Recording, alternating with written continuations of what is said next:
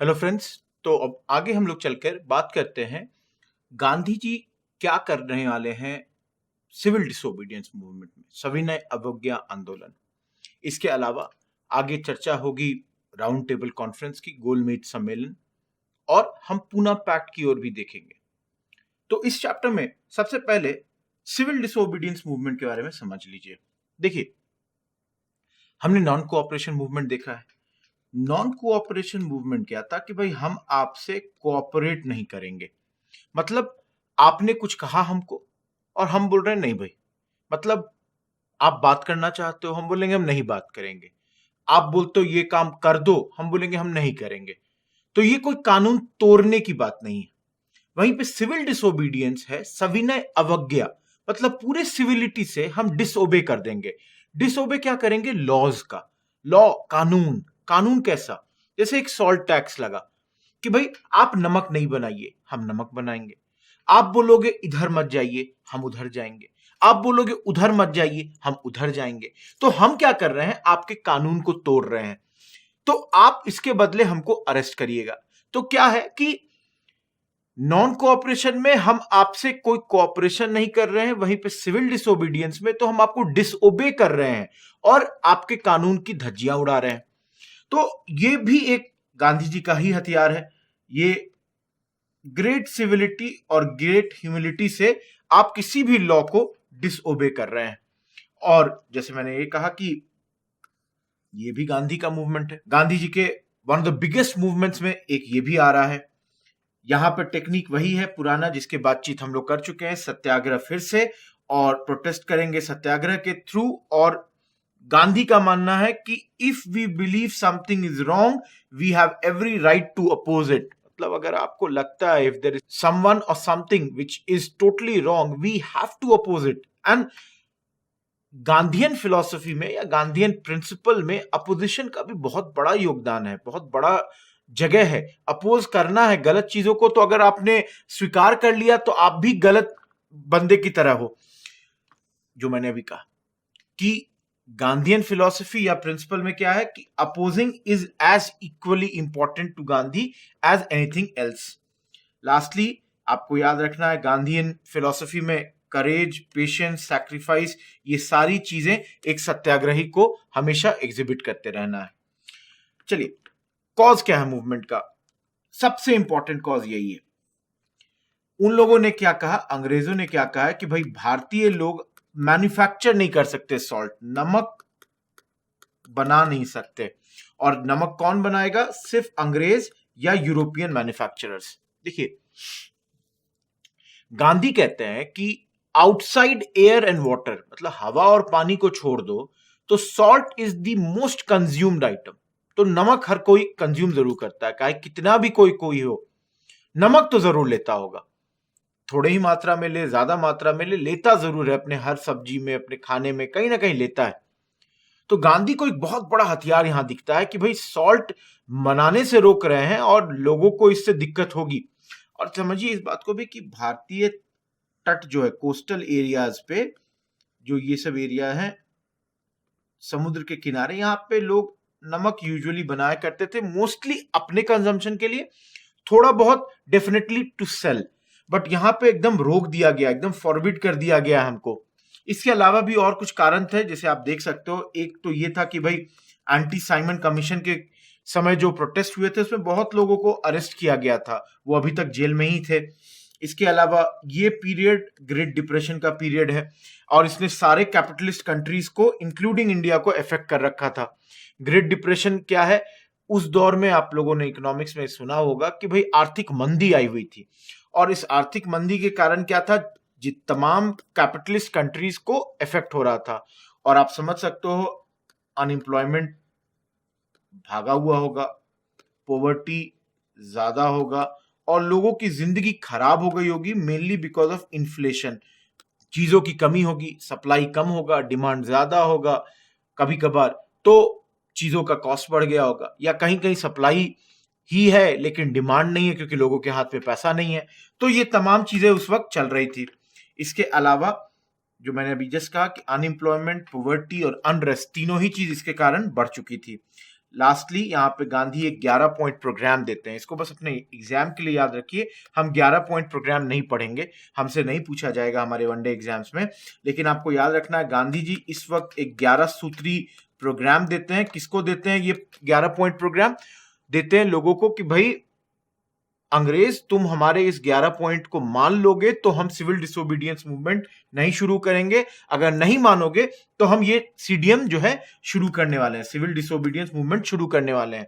अंग्रेज ये 11 पॉइंट नहीं मानते हैं और अब शुरू हो जाता है सिविल डिसोबीडियंस मूवमेंट। किस चीज से? दांडी मार्च से। दांडी मार्च क्या है? 78 लोगों को लेकर गांधी जी साबरमती आश्रम से चलते हैं और गुजरात के तट पर पहुंचते हैं। तट पे एक छोटा सा गांव है डांडी नाम का, इस पूरे रूट में जो गांधी का ये रूट था, इसमें गांधी को हजारों लोग हर जगह ज्वाइन करते रहते हैं। देखिए ये भी एक गांधी की स्ट्रैटेजी थी कि पैदल चलेंगे और तमाम उन इलाकों से गुजरेंगे जो कि रूरल एरियाज है, मतलब गांव देहात का एरिया, और लोगों को जागरूक करेंगे, लोगों को बताएंगे कि भाई ये हो रहा है। लोग जुड़ते जाएंगे और ये बड़ा होते जाएगा पूरा मूवमेंट। कब शुरू किया था? 12 मार्च 1930 को, और जैसे मैंने कहा कि पूरा इंटायर रूट फुट से क्रॉस किया है, फुट पर किया है, विलेज टाउन से पास करते हुए, और एक ये यूनिक पदयात्रा थी। इसके बाद आपको समझना होगा कि ये जो स्वदेशी गुड्स हैं फिर से बहुत पॉपुलर हो गए हैं, फॉरेन गुड्स को बॉयकॉट किया जाने लगा है, जो कि हमने नॉन कोऑपरेशन मूवमेंट के वक्त भी देखा था। पीजेंट का मूवमेंट बहुत जगह बहुत रेडिकल हो गया, बहुत आक्रामक भी हो जा रहा था, खासकर यूपी और बिहार में। यहाँ एक दो चीज याद रखिए, जैसे बेगूसराय, ये बिहार में एक जिला है, यहाँ पर लोगों ने चौकीदारी टैक्स जमींदारों को देने से मना कर दिया। चौकीदारी टैक्स क्या होता है? ये जमींदार चौकीदार रखा करते थे। चौकीदार उस दिनों के लठैत जिनको कहते हैं, जिनके हाथ में लाठी होती थी और इनके थ्रू ये कुछ टैक्स कलेक्ट करते थे। ये चौकीदारी टैक्स लोगों ने देने से मना कर दिया। अगला आप देखेंगे जैसे नॉर्थ वेस्ट फ्रंटियर प्रोविंस में खान अब्दुल गफ्फार खान, जिनको हम फ्रंटियर गांधी भी कहते हैं या सरहदी गांधी भी कहते हैं, यहां पर ये कांग्रेस के लिए काम कर रहे थे। इनके मूवमेंट को या इनके अनुयायियों को याद रखिए, रेड शर्ट मूवमेंट और खुदाई खिदमतगार, खुदा का खिदमत करने वाला व्यक्ति, ये हो गया खुदाई खिदमतगार। और रेड शर्ट मूवमेंट, इनके लोग जो थे लाल पोशाक हमेशा पहनते थे, इनके सपोर्टर्स, इसलिए ये रेड शर्ट मूवमेंट कहलाता था। अलग अलग लोग अलग अलग जगह इस मूवमेंट को लीड कर रहे थे, जैसे सी राजगोपालाचारी ये मूवमेंट तमिलनाडु में लीड कर रहे थे। मैं यही बता देता हूँ, सी राजगोपालाचारी, आगे इनका नाम आएगा, राजा जी के नाम से जाने जाते हैं। और ये जो थे ये गांधी जी के समधी लगा करते थे, मतलब गांधी जी के सबसे छोटे पुत्र की शादी इनके पुत्री से हुआ था। आगे चलकर ये स्वतंत्र भारत में पहले भारतीय गवर्नर जनरल बनते हैं। लॉर्ड माउंटबैटन के हटने के बाद ये गवर्नर जनरल भी बनेंगे। के केलप्पन ये केरला में इस मूवमेंट को लीड करते हैं। तो इस प्रकार कई लोग इस मूवमेंट को कई जगह लीड कर रहे हैं। तो जैसे एक देखिए, which of the following organized a march on Tanjore coast. Tanjore में ये आपका तमिलनाडु का कोस्ट जो हो गया, कौन कर रहा था? तो आंसर हो गया सी राजगोपालाचारी आपका। इसके बाद इसका देख सकते हैं, ये ऑल इंडिया मास मूवमेंट है, पूरे देश में हर जगह सिविल डिसोबीडियंस मूवमेंट चल रहा है। इसके अलावा ज्यादा पॉपुलैरिटी पीजेंट्स और ग्रामीण इलाकों में, रूरल एरियाज में और किसानों के बीच में बहुत पॉपुलर हुआ। हिंदू और मुस्लिम यूनिटी थोड़ी मिसिंग थी, बिकॉज अब मुस्लिम लीग से कांग्रेस का उतना अच्छा रिश्ता नहीं रहा था। नॉन कोऑपरेशन मूवमेंट और जब खिलाफत मूवमेंट हमने देखा था, उस वक्त ये मूवमेंट जो हिंदू मुसलमान के बीच का यूनिटी था बहुत बेहतरीन था, अब वो यूनिटी घट गया था। यहाँ की कुछ खास बातें, जैसे जो रेजिलियंस दिखाया था लोगों ने, गांधीयन सत्याग्रही ने, रेजिलियंस मतलब जितना भी आप हम पे अत्याचार करोगे, हम अपने स्टैंड से अडिग ही रहेंगे, हम उससे हिलने नहीं जा रहे। तो इसमें खासकर एक जो धरसाना सॉल्ट वर्क्स की बात होती है, क्या हुआ था यहाँ पे, जैसे मान लीजिए ऐसे करके गांधीयन सत्याग्रही 5-5 के कॉलम में मान लीजिए खड़े हैं, तो ये खड़े रहते थे, अंग्रेज आते थे इधर से, पहले कॉलम पे लाठीबाजी करते थे। ये भाई 5 आदमी को लाठी लगी, ये गिर गए। इन 5 को कुछ लोग यहां से हटाकर अस्पताल की ओर ले जाते हैं और इनकी जगह ये अगला 5 ले लेगा। तो फिर अब इस पे लाठीबारी होगी, फिर इस पे होगी, तो ये लगातार धरसाना में, और ये लोग हाथ नहीं उठाते थे। इसमें 2-4 लोगों की मृत्यु भी हुई और सैकड़ों लोग घायल भी हुए। लेकिन ये चीज बहुत फेमस हुआ। यहाँ पर जो लीडर्स थे कांग्रेस के, वो थे सरोजनी नायडू, इमाम साहब और मनीलाल गांधी, गांधी जी के एक पुत्र, 4 में से एक का नाम मनीलाल गांधी।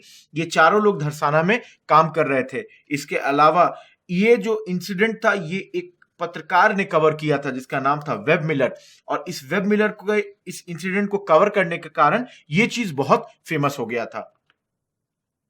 लास्ट में एक और चीज याद रख सकते हैं, कनिंघम सर्कुलर। कनिंघम सर्कुलर क्या है? ये असम में इशू किया गया था। असम में क्या था कि हर पेरेंट को या हर स्टूडेंट को एक एश्योरेंस देना था कि भाई आप जो है अच्छा बिहेवियर करोगे। एक सर्कुलर हुआ कि भाई अगर ये चीज है कि भाई हर छात्र को ये बोला जाता है कि वो अगर कॉलेज या स्कूल में आएगा तो अच्छा बिहेवियर दिखाए, नहीं तो उसको निकाल दिया जाएगा, और ये एश्योरेंस गार्जियन या स्टूडेंट को देना होता था। तो ये इसके खिलाफ भी वहां पे बहुत भारी एजिटेशन किया गया था। आइए अब देखते हैं राउंड टेबल कॉन्फ्रेंस, जिसको हम लोग कहते हैं गोलमेज सम्मेलन। देखिए, गोलमेज सम्मेलन क्या है? इस तरीके से एक गोल मेज पर लोग बैठेंगे। तो मान लीजिए ब्रिटिशर यहाँ है, उसके अराउंड में और भी लोग बैठेंगे इस तरीके करके, जो इंडियंस प्रतिनिधि होंगे। तो देखिए, गोल मेज का खूबी क्या होता है कि सब लोग बराबर होते हैं। कहीं से भी आप काउंटिंग शुरू कर दीजिए, सब लोग बराबर हैं। वहीं पे अगर इस टाइप का कोई कॉन्फ्रेंस हो, ऊपर में स्टेज पे ये लोग बैठे हैं, ये फ्रंट रो हो गया, ये लास्ट रो हो गया। तो गोलमेज सम्मेलन कहां पर होता है? लंदन में होता है, बकिंगहम पैलेस में होता है, लिखा हुआ है, सब चीज आप आगे देख लेंगे। तो जैसे मैंने कहा, सारे पार्टिसिपेंट्स इक्वल हो गए, तो ये बराबरी का दर्जा दिया जा रहा है। सबको क्या कहा जा रहा है कि भाई everybody would be treated equally. Her group को बोला जा रहा है कि ये सिंबॉलिक है, हम आपको अच्छे से ट्रीट करेंगे। कौन कौन इस कॉन्फ्रेंस में आ रहा है? सारे पॉलिटिकल पार्टी, जितने भी all political parties of India और representatives of Indian princely states. तो जैसे भारत ये है, तो यहाँ पे मान लीजिए हैदराबाद हो गया, कश्मीर हो गया, जूनागढ़ हो गया। तो ये जितने भी स्टेट्स हैं, इनके प्रिंसली स्टेट्स के जो रिप्रेजेंटेटिव हैं, और बाकी एरियाज से जो पॉलिटिकल पार्टी है, पॉलिटिकल पार्टी कौन सी है? कांग्रेस है, मुस्लिम लीग है, हिंदू महासभा है, तो तमाम लोग यहाँ पे पार्टिसिपेट करेंगे। हुआ कहां? जैसे मैंने कहा, बकिंगहम पैलेस, लंदन में ये होता है। तो भाई अब ये हो क्यों रहा है? तो हो इसलिए रहा है क्योंकि जो ब्रिटिशर्स थे वो जानना चाहते थे, समझना चाहते थे, अंडरस्टैंड करना चाहते थे कि भाई इन भारतीय लीडर्स का क्या डिमांड है, क्या ग्रीवांस है। और ये जो अलग अलग बैकग्राउंड है, मुस्लिम लीग के लीडर का बैकग्राउंड बिल्कुल अलग हो सकता है, कांग्रेस के लीडर का बैकग्राउंड अलग हो सकता है। तो तमाम लोग आइए और अपने अपना जो ग्रीवांस है वो हमको बताइए। तो ये इस मीटिंग का पर्पस था। जबकि नेशनलिस्ट जो लोग थे वो कहे कि भाई ये सिर्फ आंख में धूल झोंकने की बात है, it's just a mere eyewash, we don't trust these Britishers, they are only doing it to just mislead us. तो चलिए पहले गोलमेज सम्मेलन को देख लेते हैं। कब हुआ इसको याद रखिए, ये होता है आपका नवंबर 1930 से जनवरी 1931। देखिए, अभी हम लोग कुछ देर पहले बात कर रहे थे, दांडी मार्च हुआ आपका मार्च 1930, और उसके बाद शुरू हो गया सिविल डिसोबीडियंस मूवमेंट। उसी साल के अंत में राउंड टेबल कॉन्फ्रेंस हो रहा है, नवंबर से अगले साल के जनवरी तक। अब यहाँ पे आप समझ सकते हैं कि ये एक पहला कॉन्फ्रेंस है जहां ब्रिटिशर्स और इंडियंस को बराबरी के तौर पे देखा जाता है। जस्ट अभी मैंने ये कंसेप्ट क्लियर किया राउंड टेबल का। साथ में एक और चीज यहाँ होती है कि ये सीडीएम के वक्त होता है, यहाँ पे सिविल डिसोबीडियंस मूवमेंट चल रहा है, उसी वक्त ये मूवमेंट भी आपका राउंड टेबल कॉन्फ्रेंस का हो रहा था। इसके अलावा कांग्रेस वाले लोग इसमें पार्टिसिपेट नहीं करते हैं। क्यों नहीं करेंगे? क्योंकि ये तो अभी सीडीएम में पार्टिसिपेट कर रहे हैं, सिविल डिसोबीडियंस मूवमेंट कर रहे हो, उनके खिलाफ प्रोटेस्ट कर रहे हो, और साथ में राउंड टेबल कॉन्फ्रेंस के लिए भी आओगे, तो ये बैठ नहीं रहा था। तो कांग्रेस नहीं आती है। कांग्रेस नहीं आती है तो और भी कई लोग नहीं आते हैं, जैसे अधिकांश बिजनेस लीडर्स इस दौर के नहीं आते हैं। बिजनेस लीडर्स जैसे कौन हो गए? आपके बिरलाज हो गए, गोयनकाज हो गए, उस दौर के ये तमाम लोग थे, ये नहीं आते। कुछ तो कांग्रेस के करीबी थे, जैसे बिरला, खासकर इसमें गांधी के भी ये लोग करीब थे। और बिजनेस लीडर्स को भी अभी बहुत आर्थिक मंदी का सामना करना पड़ रहा था, and they were not very happy. इसके अलावा मुस्लिम लीग आती है, हिंदू महासभा आती है, लिबरल्स आते हैं, प्रिंसेस आते हैं। तो मुस्लिम लीग आप समझ सकते हैं पार्टी है, हिंदू महासभा पार्टी है। लिबरल क्या है? ये वो पार्टी है जो कि अपने आप को न्यूट्रल टाइप की देखती है कि ना भाई हम बहुत एक्सट्रीमिस्ट है कांग्रेस या लीग की तरह, ना हम एकदम ब्रिटिशर्स के साइड है। तो हम क्या है, हम एकदम बीच पे चलने वाले लोग हैं, हम उदार लोग हैं, लिबरल्स हैं। और प्रिंसेस, हमने देखा प्रिंसली स्टेट्स के जो राजा महाराजा प्रिंसेस हैं वो भी आ रहे हैं। अब देखिए सब लोग ये मानते हैं कि भैया यहाँ पे अगर कोई भी कॉन्स्टिट्यूशनल डिस्कशन करना है और कांग्रेस नहीं आएगी तो बेकार है, क्योंकि सबसे बड़ी पार्टी कांग्रेस है, सबसे ज्यादा जनाधार कांग्रेस के पास है, लोग कांग्रेस के साथ हैं, सबसे इंपॉर्टेंट लीडर्स कांग्रेस में, और कांग्रेस नहीं आई तो इस दौरान अगर कोई भी बातचीत हम करेंगे वो कोई खास फायदा हमको नहीं करने जा रहा है।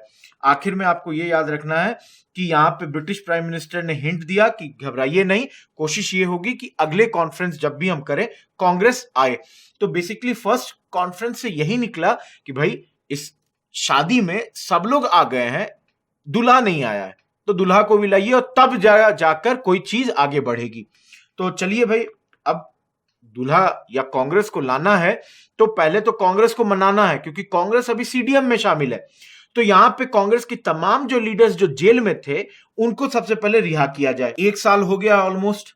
अब यहां पे बात करना है गांधी से, क्योंकि मूवमेंट बहुत लंबा खिंच गया है और इसके लिए बातचीत करने के लिए जैसे मैंने कहा लोगों को रिहा करना होगा। तो भाई इस तारीख को गांधी और कांग्रेस वर्किंग कमेटी के जितने भी मेंबर्स थे सबको अनकंडीशनली रिलीज कर दिया जाता है कि भाई आप जाइए, बात करिए, बताइए कि आप लोगों ने क्या डिसीजन लिया। ये कांग्रेस वर्किंग कमेटी क्या बोलती है गांधी जी को कि भाई आपको जो सही लगता है आप करिए, वाइसरॉय से आपको बात करने की इच्छा है आप बात करिए। और इसके बाद गांधी और वाइसरॉय के बीच में बातचीत शुरू होती है और अल्टीमेटली एक एग्रीमेंट साइन होता है। वाइसरॉय जो कि ब्रिटिश के साइड से थे और गांधी जो कि इंडियन पीपल को रिप्रेजेंट कर रहे थे। कहां पे साइन होता है? दिल्ली में। ये याद रखना है क्योंकि इसी कारण गांधी इरविन पैक्ट को दिल्ली पैक्ट भी कहा जाता है, क्योंकि दिल्ली में साइन हुआ था तो दिल्ली पैक्ट भी कहा जाता है। तो ये जो दिल्ली पैक्ट है जिसको गांधी इरविन पैक्ट भी कहते हैं, अब इसने क्या कर दिया? कांग्रेस को गवर्नमेंट के बराबर कर दिया, क्योंकि गवर्नमेंट के साथ कांग्रेस बातचीत कर रही है। अब दोनों इक्वल पेडेस्टल पे है, इक्वल फुटिंग पर है, दोनों की बराबरी की बात हो गई। देखिए यहाँ पे बहुत सारे एग्रीमेंट हुए। मोटा मोटी जो हमको सबसे इंपॉर्टेंट चीज याद रखना है कि इरविन बोलते हैं भाई सॉल्ट लॉ जो था उसको हम अमेंड कर देंगे और लोग जो है कोस्टल एरियाज के अराउंड में, people living in and around coastal areas, उनको ये पावर दिया जाएगा, ये उनको अलाउ किया जाएगा, वो सॉल्ट बना सकते हैं लेकिन सिर्फ अपने पर्सनल कंजम्पशन के लिए। ये नहीं कि आप बेचने के लिए नमक बना रहे हो, आप अपना कंजम्पशन करना है आप सॉल्ट बनाओ।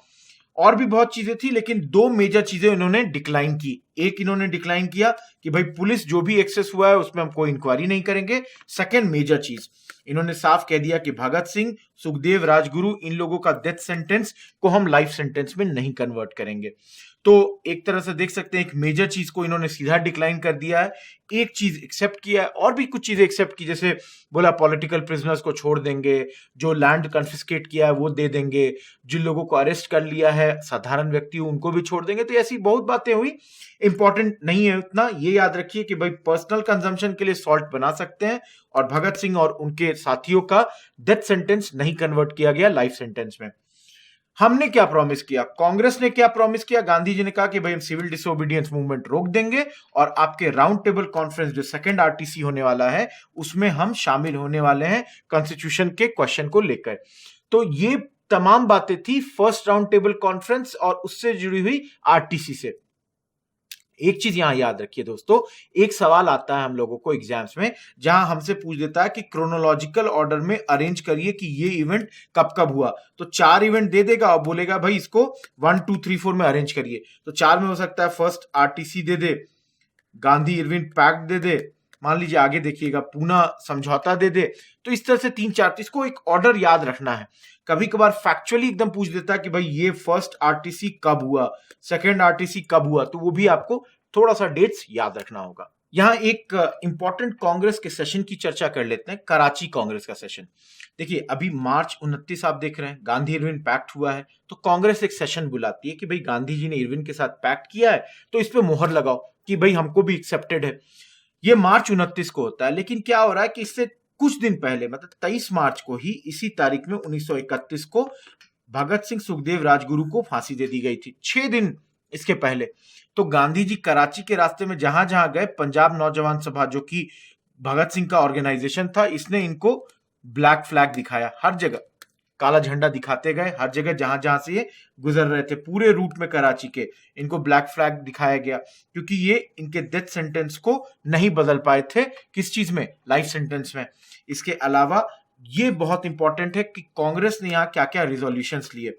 पहला रिजोल्यूशन ये था कि इन्होंने साफ कहा कि भाई ये तीनों लोग जो अभी फांसी की सजा दे दी गई है, ये तीनों बहुत ब्रेव थे, उन्होंने सैक्रिफाइस किया देश के लिए, लेकिन हम किसी भी प्रकार का पॉलिटिकल वायलेंस को सपोर्ट नहीं करते हैं। इसके अलावा दिल्ली पैक्ट को, जैसे मैंने पहले ही कहा, गांधी इरविन पैक्ट को इंडोर्स किया गया, साफ कहा गया बातचीत तो कर रहे हैं लेकिन पूर्ण स्वराज अभी भी हमारा एम है। दो रिजोल्यूशन भी पास किया, एक फंडामेंटल राइट्स पे और दूसरा नेशनल इकोनॉमिक प्रोग्राम पे।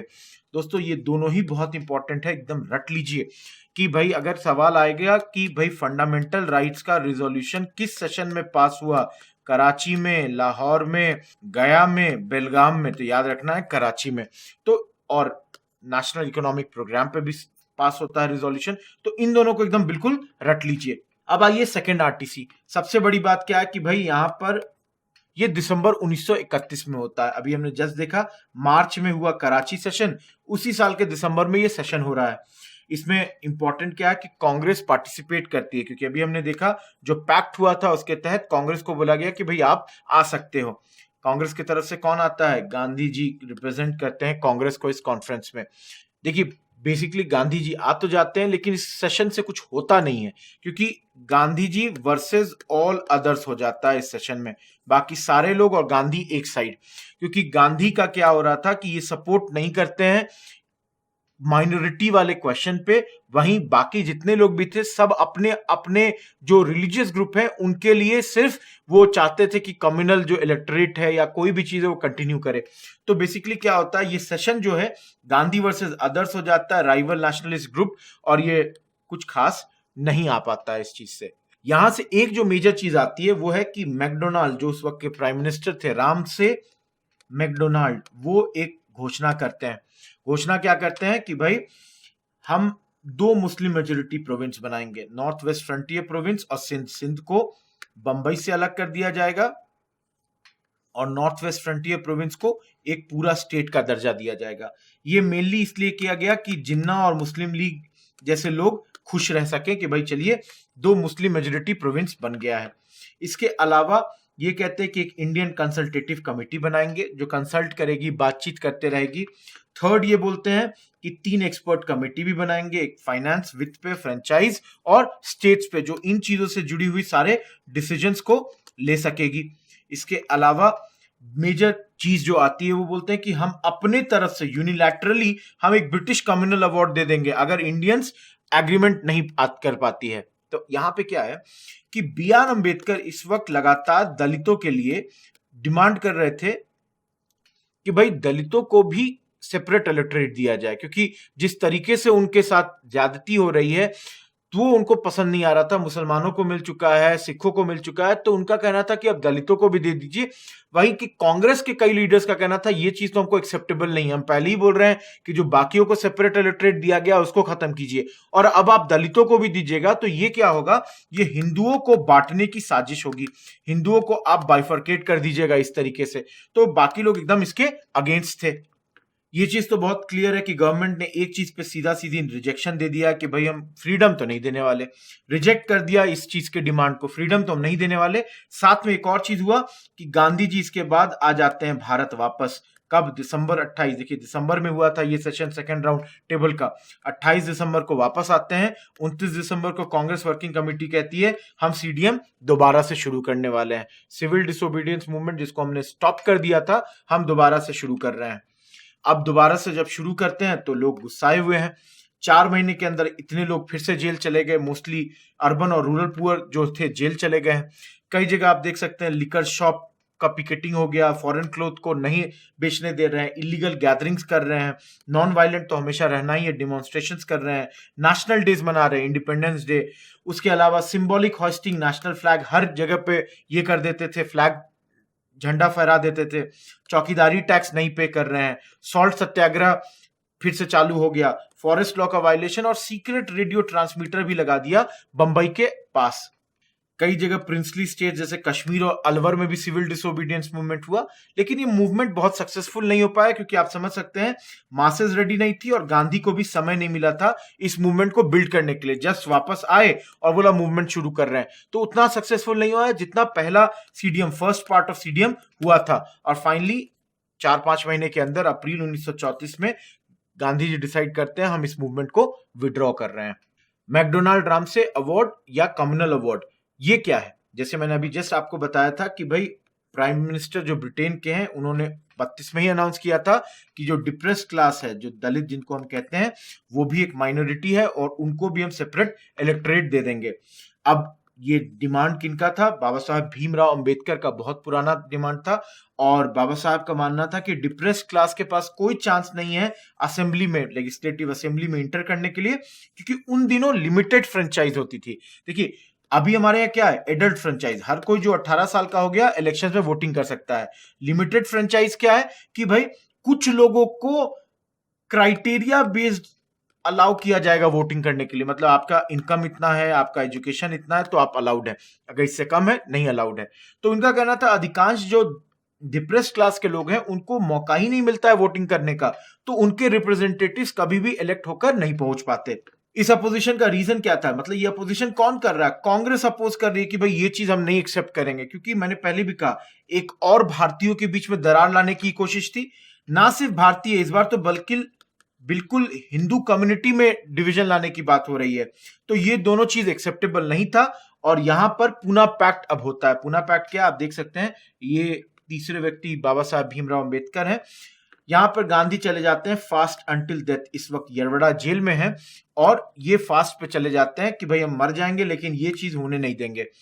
तो सितंबर 20 में ये फास्टिंग पे चले जाते हैं और इससे प्रेशर क्रिएट हो जाता है किस पर? बी.आर. अंबेडकर पे, बाबा साहब पर बहुत ज्यादा प्रेशर हो जाता है कि भाई कुछ भी अगर गांधी जी को हो गया तो लोग आपको ही इसके लिए जिम्मेदार ठहराएंगे। और ऐसे में क्या होता है कि अलग अलग लीडर्स अब अंबेडकर को परसुएट कर रहे हैं कि आप मान जाइए, जैसे एमसी राजा, ये एक और डिप्रेस क्लास के लीडर हैं, मदन मोहन मालवीय, और ये सब लोग आकर एक कॉम्प्रोमाइज कराते हैं। कॉम्प्रोमाइज क्या है? ये है compromise, Poona pact. Poona pact में क्या कहा गया? दोनों महान लीडर्स मिलते हैं, अंबेडकर और गांधी, और ये मानते हैं कि भाई सबसे पहली बात सेपरेट इलेक्टोरेट नहीं रहेगा डिप्रेस क्लास के लिए, मतलब हिंदुओं के बीच में ये जो डिवीजन की बात हो रही है ये नहीं होने देंगे।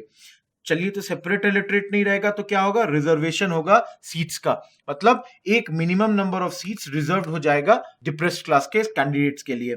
तो भाई अब क्या होगा कि कैंडिडेट तो होगा डिप्रेस्ड क्लास से, लेकिन वोटर जो होगा वो सारे कम्युनिटी से होगा और वो एक किसी कैंडिडेट को चुनेगा। मतलब मान लीजिए ये कंस्टिट्यूएंसी है मुजफ्फरपुर की और यहाँ पर जितने भी लोग हैं सब वोटिंग करेंगे, कैंडिडेट यहाँ का हो सकता है डिप्रेस्ड क्लास से हो। और गवर्नमेंट ने भी इस कॉम्प्रोमाइज को एक्सेप्ट कर लिया और जो कम्युनल अवार्ड दिया था उसमें अमेंडमेंट करके वो इस चीज को खत्म करते हैं। तो पूना पैक्ट को एकदम याद रखिए। लास्ट चीज, यहाँ पे एक और कॉन्फ्रेंस होता है, third round table conference. Important चीज, कांग्रेस इसमें भी पार्टिसिपेट नहीं करती है। तो भाई यहाँ पे क्या है, कब हुआ? 1932 में ही हुआ। कांग्रेस इसको बॉयकॉट करती है क्योंकि कांग्रेस वापस आके बोलती है भाई हम सीडीएम दोबारा शुरू कर रहे हैं, और अधिकांश कांग्रेसी लीडर्स अब जेल में जा चुके हैं। इसके अलावा मुस्लिम league, Hindu Mahasabha, princely states, जो लोग जाना था, जिनको पार्टिसिपेशन करना था, वे पार्टिसिपेट करते चलते हैं। इसके अलावा कुछ खास आउटकम इस कॉन्फ्रेंस का नहीं निकला। फिर से वही बात, कांग्रेस है ही नहीं तो क्या आउटकम निकलेगा? तो इसको आपको याद रखना है।